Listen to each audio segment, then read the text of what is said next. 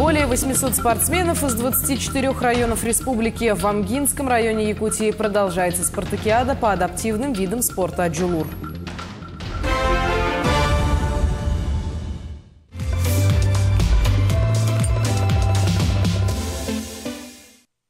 В спартакиаде по адаптивным видам спорта по легкой атлетике и толканию ядра соревнование идет уже 4-й день. Сегодня финальные поединки. Далее из стадиона Амга-Олимп расскажет Нургуяна Харчасова. В соревнованиях по легкой атлетике принимают участие 224 атлетов из 24 улусов в 4 дистанциях, разделенных классификацией. Гордостью сегодняшнего дня стали бегунья из горного улуса Варвара Наумова и легкоатлет Никифор Анисимов из Мегино-Кангаласского улуса. Они принесли своим командам по 2 золотые медали. Я очень счастлива, что победила на 2 дистанциях 100 и 200. Было очень сложно. На финише я упала, но изо всех сил я пробежала. Слабовидящие спортсмены с завязанными глазами бегут с сопровождающими. Организаторы и тренеры сходятся в мнении, что одно их участие в спартакиаде – это уже победа. В наших соревнованиях участвуют спортсмены высокого класса. Уровень организации спартакиады на самом высоком уровне, что очень радует. И вообще эта спартакиада для развития адаптивного спорта имеет очень большое значение. Это очень большой шаг в развитии спорта. В толкании ядра среди лиц с поражением опорно-двигательного аппарата участвует рекордное количество спортсменов в классе F36, 38, 15 участников. В этом классе заслуженный мастер спорта России из Сунтарского улуса Алена Дмитриева одержала абсолютную победу. В толкании ядра Алена Дмитриева первое место заняла, но она была лидером, но раньше тоже толкала ядро. И по бегу 200 метров тоже Никифорова Алена тоже вторая заняла она тоже. Так что сегодня медальный зачет вот такой пока. Спартакиада служит стимулом, мотивацией для людей с ограниченными возможностями и дает возможность реабилитироваться в обществе. Пусть с каждым годом появляются новые имена. Нургуяна Харчасова, Степан Атастыров, Джулус Винокуров, Амга.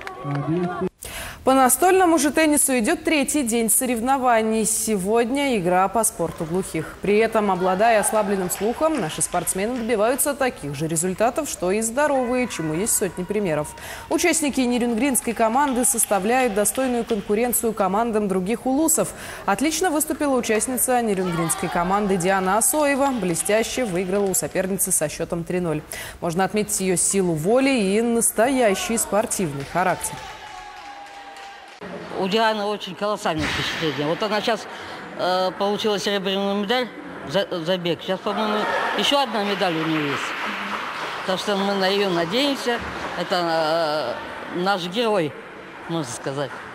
Мне все понравилось. Мне понравился открытие, начало открытия, концерт, питание, самое главное, рацион хороший. Ну и, конечно, спорт есть спорт. Это у каждого свое. В целом же 14-я спартакиада по адаптивным видам спорта «Джулур» подходит к концу. Сегодня определились победители по легкой атлетике и настольному теннису. Завтра пройдут завершающие игры по волейболу сидя, голболу и русским шашкам. На одной из площадок побывала и наша съемочная бригада. На первом этаже накал страстей в многофункциональном центре имени Николая Захарова-Сахача идут полуфинальные встречи по волейболу сидя. Ну а на втором этаже идет тихая игра. Мы находимся в зале, где играют сильнейшие шашисты, в том числе чемпион мира Александр Ефимов из Нюрбинского улуса.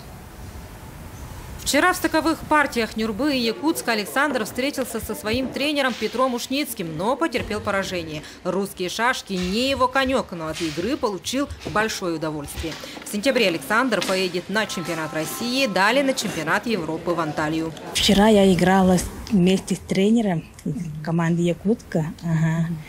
Я проиграла, но честно было. Честный плюс, говорит.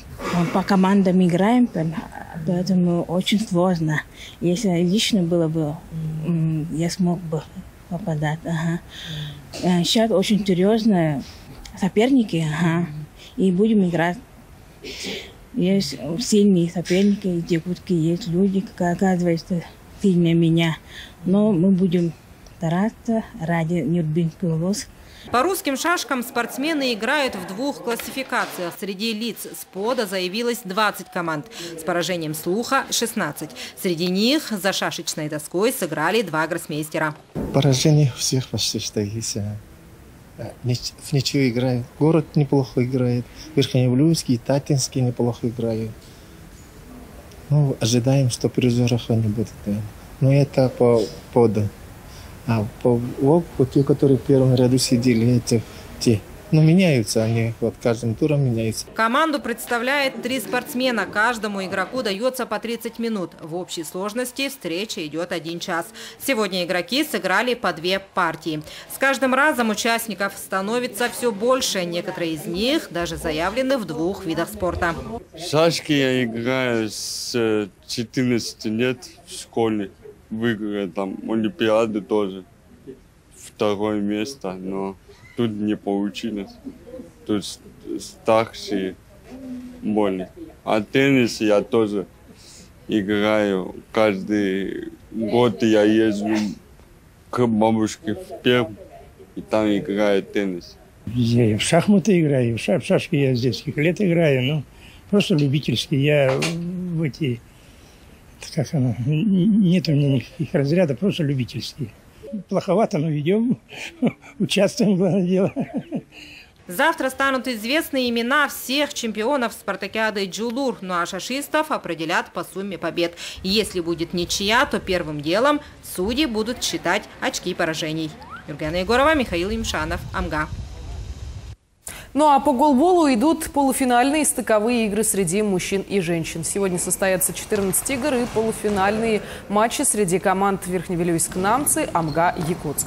В звенящий мяч играют команды по 3 человека. Среди них обязательно должен присутствовать спортсмен с инвалидностью по зрению или с ограниченными возможностями здоровья по зрению. При этом все игроки, зрячие и незрячие, выходят на поле в светонепроницаемых очках. Благодаря этому правилу каждая команда выступает на равных, ведь даже здоровые игроки на время погружаются в мир темноты. Уже не первый год играю я. 2019 год тоже я в легкой атлетике бегал, но там голбола не было. Первый уже начинаешь, тяжело, конечно, а когда уже как спартакиада или турнире там будешь участвовать, уже легче становится, привыкаешь потом. Каждый чувствует сразу, когда будешь тренироваться, все равно ты с ними контактируешь и учишь мысленно в голове, ну, стадион, короче. И все, где кто как сидит, уже знаешь. Сильные, никто не слабый, все подготовленные, пришли, хорошие ребята.